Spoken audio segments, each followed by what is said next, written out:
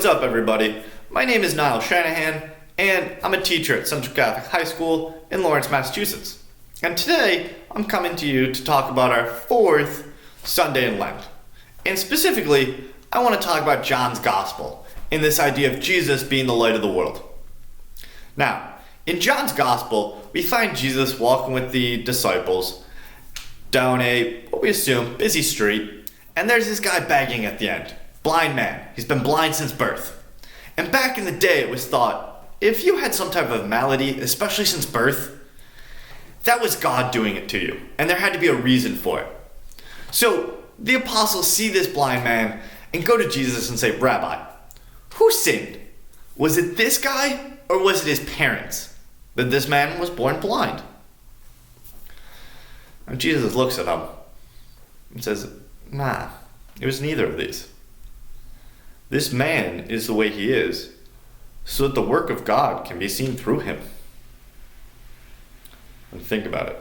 Is that not the goal of all of us? Is that not why we're all the way we are? To have the work of God come through us? But digress back to the story for the moment. Jesus takes clay, puts it on this man's eyes, and in the end the man can see again, physically see. And the Pharisees find out about this later. The Pharisees bring this guy in and say, how'd this happen?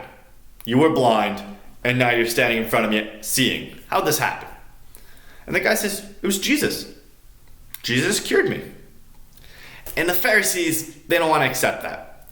They're like, no, looking through my Old Testament, I have cases of Tobit, say, being blind at one time, but then being able to see, and they're like, all right, we could accept that, but blind from birth? How did this happen? And the guy once again says, Jesus, man. Jesus cured me. And eventually the Pharisees get so frustrated with this guy that they say, you know what, get out. You were born in sin. You don't know what you're talking about. We're these great learned people.